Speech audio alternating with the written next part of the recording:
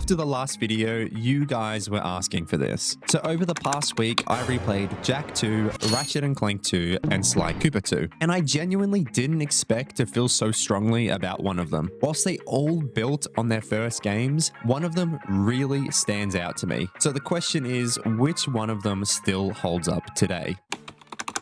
Starting with Ratchet and Clank 2, I think the story is the weakest of the three. We've got Captain Quark returning as a villain. I still really enjoyed the fact that everybody is still obsessed with money here, but the story just isn't as memorable or impactful as the first game. It's very fun, but it lacks the weight compared to the other two sequels. Sly 2, on the other hand, actually feels like a proper spy movie. The story flows directly into the sequel from the first game, with Clockwork's robotic body parts being used to continue the plot. The comic book art style here is still really cool and really unique, but the in-game animations are nowhere near as polished as the other two. I still think it's charming, and I really liked the twist towards the end. I think it definitely has more depth than Ratchet 2. Then there's Jak 2, which I genuinely think goes above and beyond the other two sequels. The story starts with a fairly simple goal. I'm gonna kill Praxis! But as it unfolds, the political corruption within Haven City emerges, and then that crazy thing with the time travel twist towards the end. It's pretty creative and it's much more mature. Combining this with the ambitious plot points, I think this puts Jak 2 a clear step ahead of the others. The verdict: Ratchet's story was simple but effective. Sly's was way more cinematic this time, but Jak 2's story kept expanding as you were playing the game. I think that round one goes to Jak 2.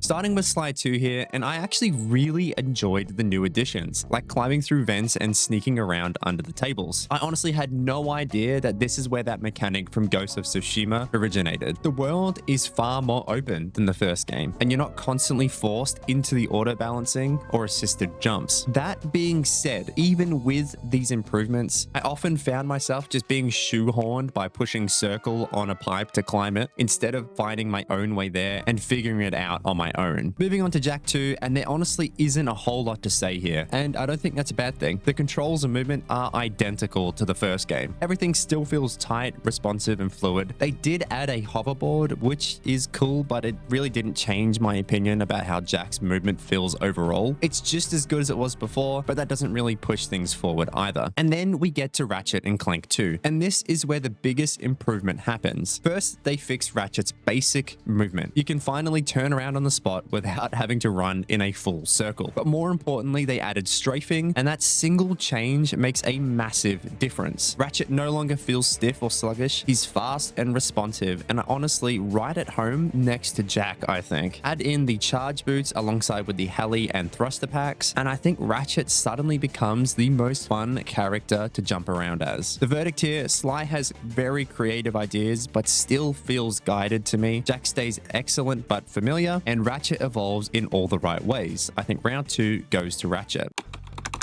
Starting with Sly 2, and combat still takes a back seat to stealth. But there are some really fun ideas here. Sneaking up on enemies for takedowns never gets old, and the fact that Bentley and Murray got added here as fully playable characters added a lot of personality to the game. Murray basically bulldozes his way through enemies, whilst Bentley is small and fragile and relies on his sleek darts and bombs to survive. I thought this was really creative and fits the characters perfectly, but combat itself is still fairly limited and situational compared to the other two. Moving on to Jak 2, and this is where things really change. The addition of guns completely reshapes how the combat works. You've got 4 different weapons, each of them with a clear purpose, and when you combine that with Jak's fast and fluid movement, turning yourself into a Beyblade, combat becomes genuinely fun and dynamic. That said, Dark Jak feels like wasted potential here. You could only use it once before you needed to fully recharge it again, and in most situations, the guns are simply a better option. It's a cool idea that never quite finds its place. And then there's Ratchet and Clank 2. And honestly, this is where the combat truly shines. With the new strafing, the lock-on, and the side jumps being added, everything finally kind of clicks together. Combine that with the massive increase in weapon variety, and now the ability to level those weapons up, and the combat has much more depth than the first game. You can tell that this is the foundation that every future Ratchet and Clank game was built on. The verdict: Sly's combat is clever but limited, Jak's is fast and exciting with some missed potential, but Ratchet fully nails it. Round 3 goes to Ratchet and Clank.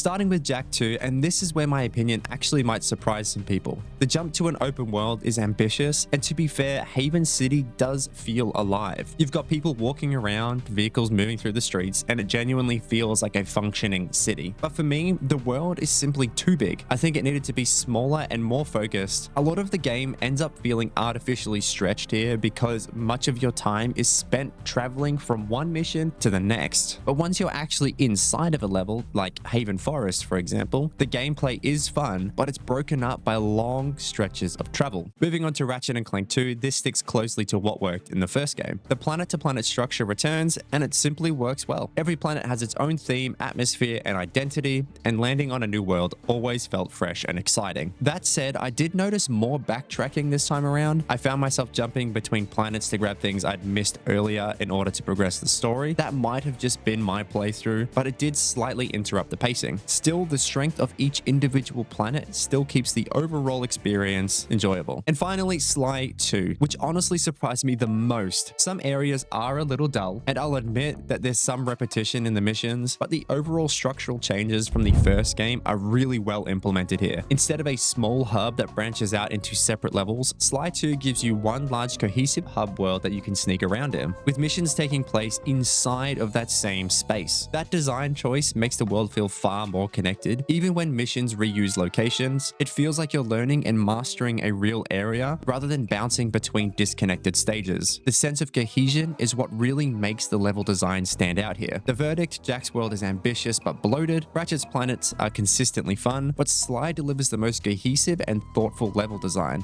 I think round 4 goes to Sly. And finally, we have the music and sound design. And this, again, is so tough because I think all games are a 10 out of 10 in their soundtracks.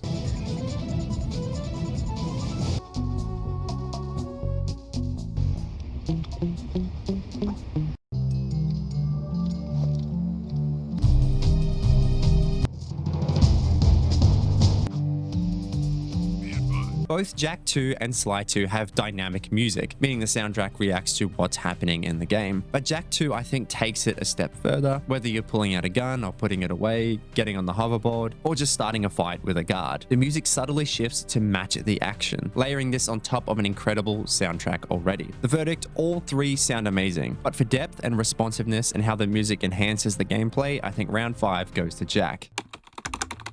So Jak 2 took the story and music, Sly 2 took the level design, and I think Ratchet and Clank 2 had better controls, movement, and combat. I do think all three of these games are incredible in their own ways. But when I think about which game feels the most fun to play from start to finish, which one nails the balance of movement, controls, and is just plain fun, I think Ratchet and Clank 2 is the winner here. The improvement to the controls, the combat, and the worlds that feel all alive, they just come together, and I think that makes this a standout sequel. Replaying all of these games back to back though really highlighted how each studio approached their sequels and how the feedback from the previous entries shaped the future of each series. Even with their flaws though, I still think these games from 20 years ago have more creativity, charm, and personality than modern AAA titles. What do you guys think is the best sequel here? Jak 2, Ratchet and Clank 2, or Sly 2? Thanks for watching, and I'll see you in the next one.